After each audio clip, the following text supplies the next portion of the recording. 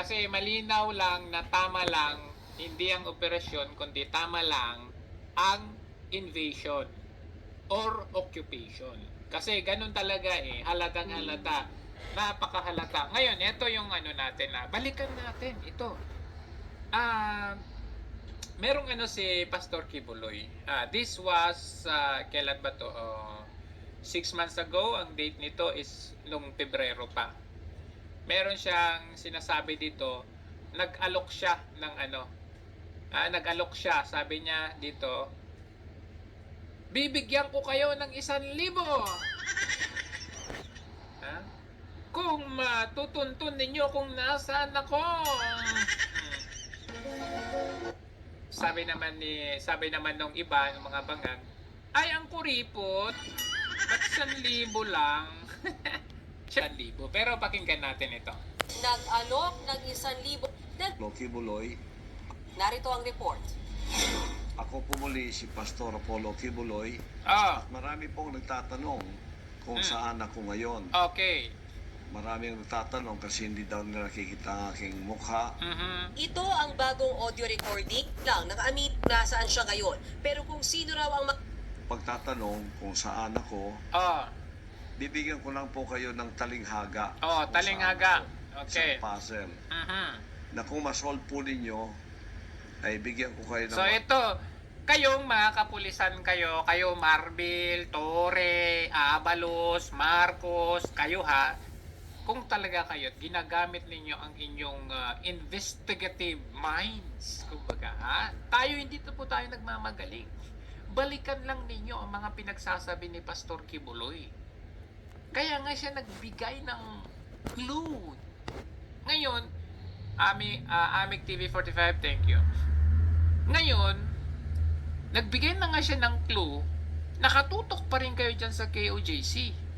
Kaya nga papasok na naman dito muli ang ano, may clue na nga yung tao. Pero dyan kayo sa KOJC. Ang tanong, sino ba talagang purpose nyo? Si Pastor Kibuloy? O yung something na merong kayong nalaman na baka merong iba dyan sa KOJC? Yun lang ang tanong natin. Okay, tuloy natin to. Ito na, clue. 1,000 pesos na reward. nagbigay pa ng Okay. clue si Kibuloy sa kanyang kinaroroonan? Ito po ang talinghaga ko. Okay, talinghaga. Pakinggan po ninyo. Mm. Ako'y nakakubli. Ako, Di kalayuan dito. ako'y nakakubli, di kalayuan dito. Saan kaya yon? Okay? Pwede rin dyan sa KOJC. Pwede kasi di kalayuan dito eh. Tama? Ngayon, 7 days kayo nandyan, wala kayong nakita ni Anino, pati mga chopper, pati mga drone, lahat ng resources ginamit ninyo, 3,000 at may karagdagang kapulisan at may SWAT pa nga ngayon eh. Diba? May SWAT pa ngayon, wala kayong nakitang ni isang Anino niya. So, kung idididus natin, sabi niya hindi kaloyan dito, pwede yung KOJC, pero wala eh. 7 days lahat ng resources na gamit, so wala. So, tatanggalin na natin yung picture na yan. Yung sinasabi niya, ako'y nakakubli, hindi kaloyan dito. So, kung wala sa KOJC, pwedeng nasa Tamayong, diba? Sabi ni PRRD, dyan lang sa Tamayong. Pero maalala natin, nung June 10, ilang batalyon din ang pinadala nila sa Tamayong? Oh, may nakita ba sila? Wala. Ngayon, kung tutuusin, kung tama ba? Okay, tama ba? 'Di ba? Iba yung Tamayong at saka diyan sa KOJC na 'yan, 'di ba? Magkaiba 'yun, 'di ba? O ngayon, bakit kayo nakatutok diyan sa KOJC, diyan sa Davao? Bakit hindi kayo pumunta doon sa Tamayong ngayon? Dahil ba walang gold doon? Or dahil ba wala yung interest nyo doon? So, sa dinami ng compound ni Pastor Kibuloy, bakit dyan lang? Sige nga, Aber. Sinabi ni Duterte, baka nasa Tamayong eh. Dyan lang sa Tamayong. So, since hindi pa ninyo hinahalughog yung Tamayong, baka nandun nga siya. Ituloy natin. Sabi niya, Kuta ko'y puro bato. kuta niya puro bato. From the term pa lang, kuta. Kayo naman, di ba mga kapulisan naman kayo? Ako, nasisipon na ako sa inyo. Kaya pati yung mga kasama natin dyan, talagang puyat talaga. Ha? Sabi niya, kuta. Nasa Pasig si Kibuloy. Pag kuta, isipin nyo saan ba yung mga kuta? Pwedeng kuta ng mga rebelde. Pwede bang kuta ng mga militar? Pwede. Kutabato. Sabi ni Igor, kutabato. Okay. Pwedeng kuta ng mga Moro. Pwede, di ba? Kung kayo ay ala X-Files, iisipin ninyo. Tapos sabi niya, puro bato. Puro bato. Pag puro bato, hindi po pwedeng nasa building yan. Kasi puro bato eh. So, puro bato. So, ibig sabihin, most likely, ito ay nasa bundok. Nasa bundok siya. Di ba? Tuloy natin. Laksa. Okay, wait. Di kalayuan dito. Kuta ko'y puro bato. Laksa-laksang pula at itim na langgam. Laksa-laksang pula at itim na langgam. Pag meron tayong mga pula at itim na langgam, ano ibig sabihin nun? Ikaw ay nasa liblib na lugar, or ikaw ay nasa bulubundukin, o ano ba tawag doon? Yung talagang matatarik na bundok, o yung talagang forest. Nasa bundok kay. Nasa punso. Nasa anthill. Di ba? Kayo nga dyan na nanonood ngayon. Ha? Kagubatan, tama, nasa kagubatan. Kayo nga nanonood eh. Kumbaga naiimbestiga ninyo. Nasa jungle, tama, nasa jungle. Nasa cave, pwede. Lahat yan. Pero tingnan nyo mga kapulisan, bata-batalyon sila, nagdagdag sila pati SWAT, tapos nakakonsentrate sa KOJC compound. Something is wrong. Something is really cooking in there.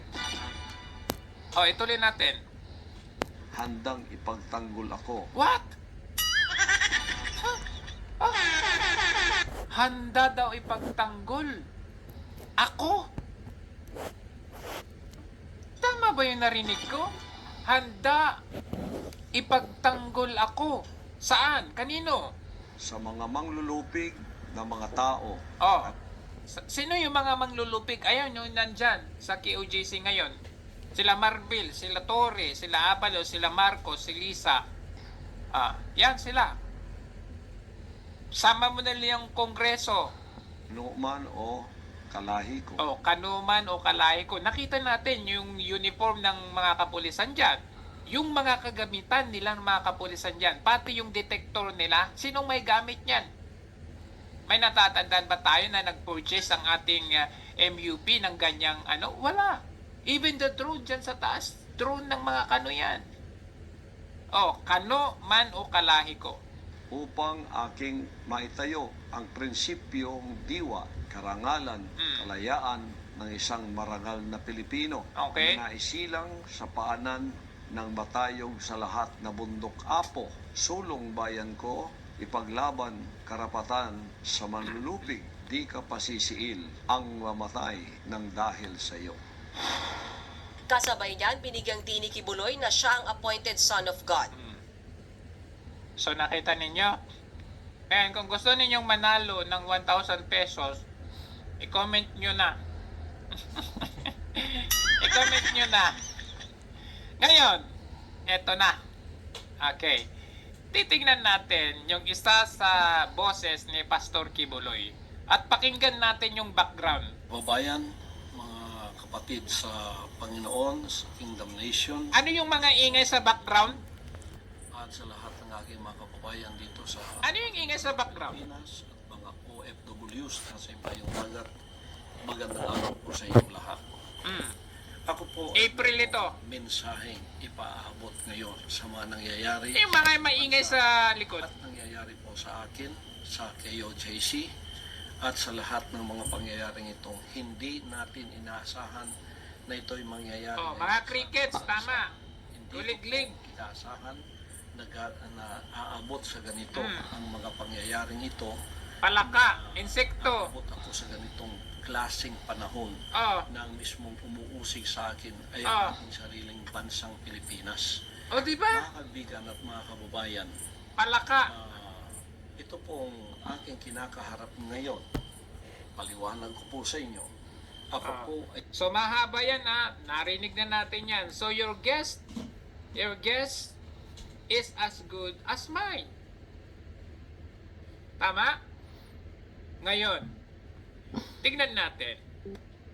Meron ako nakitang isang page. Ito po ay Camp Mujasan. O, ayan. Camp Mujasan. Patang upo yan. Ayan. Ito. Nakita ninyo ito?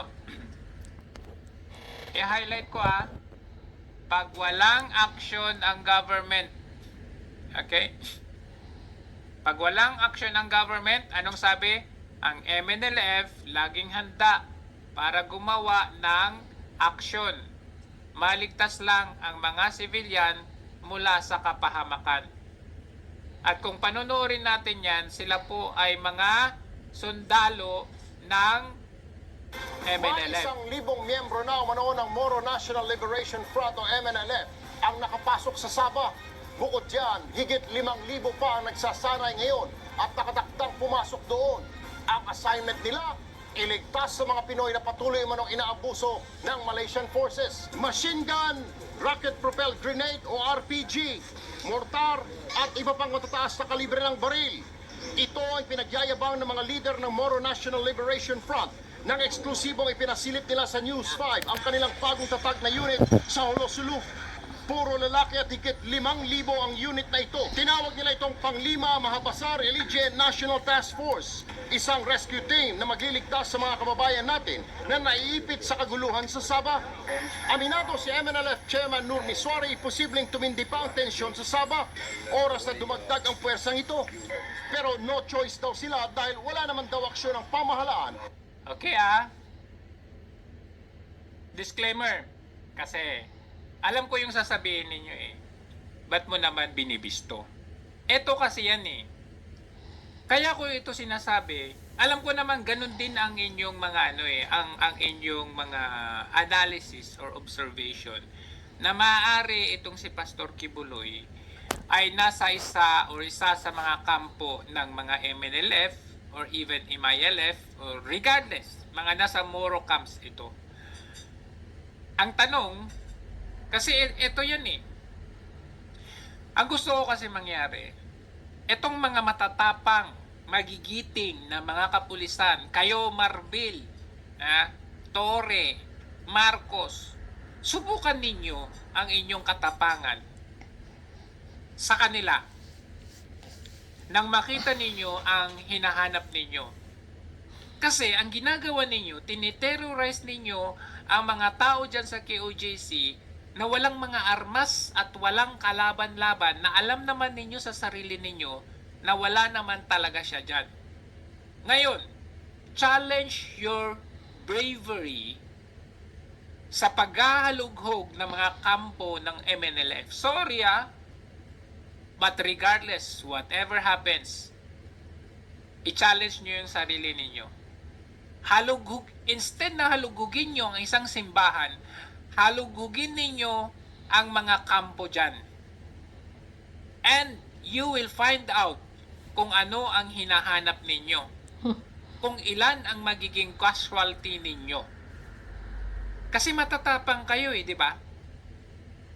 So, this is a clear challenge. Okay? Okay? Clear challenge. Ipakita ninyo ang tapang ninyo Huwag sa mga sa mga bata dyan, huwag sa mga kababaihan dyan, huwag sa mga workers at members dyan na walang mga armas at walang kalaban-laban na parang wala silang mga kalayaan dyan. Kasi dyan sa mga kampo na yan, hindi kayo pwedeng basta-basta makakapasok. Ngayon, kung kayo mismo ang sisira sa peace agreement between the MNLF or the Moro and the government, magkakaroon talaga ng war. So it's up to you guys, okay? Kayong mga kapulisan, kayong mga matatapang dyan, you have your own choice. Huwag yung mananatili kayo dyan, invasion yung ginagawa ninyo, occupation yung ginagawa ninyo, na walang kalaban-laban na yan. Dalhin ninyo ang inyong mga armas, ang inyong mga devices na yan, ang chopper na yan, yung mga drones, dalhin ninyo sa mga kampo dyan. Hanapin ninyo si Pastor Kibuloy dyan. Yun lang yun. Ha? Kasi kawawa itong mga kabataan na ito. Sabi ko nga, nakikita ko dito mga signs eh. Kung titingnan natin, may posibilidad talaga, your guess is as good as mine, na nandyan si Pastor Kibuloy. Kasi napaka-imposible for a person na pinaghahanap ng batas na magtatago sa isang lugar na alam naman niya na doon siya tutuntunin. Walang tanga, walang bobo na ganun ang gagawin. Regardless, kahit sabihin mo may underground pa yan, walang ganun magtatago sa isang lugar na ganun. So, most likely, kung hindi nyo chinek yung tamayong, ito, tinutulungan nga na namin kayo eh. Tinutulungan namin kayong maging detective or investigador, ganun, kasi kami na lang ang mag-imbestiga para sa inyo. Kasi mukhang bulag kayo eh, mukhang nakatutok lang kayo sa isang lugar na alam nyong kawawa, na na-disrupt yung normal flow buhay ng mga nadyan, hindi na sila makapag-misa, panalangin, prayer every day, yung college dyan, wala na, nagsilipatan na yung mga ibang estudyante sa ibang schools, sinira ninyo ang kanilang kalakaran, ang kanilang business dyan, sinira ninyo. So, to sum it up, this is our challenge sa inyo. Total matatapang naman pala kayo, di ba? Huwag nyo namang sayangin yung resources na sa isang bagay na wala na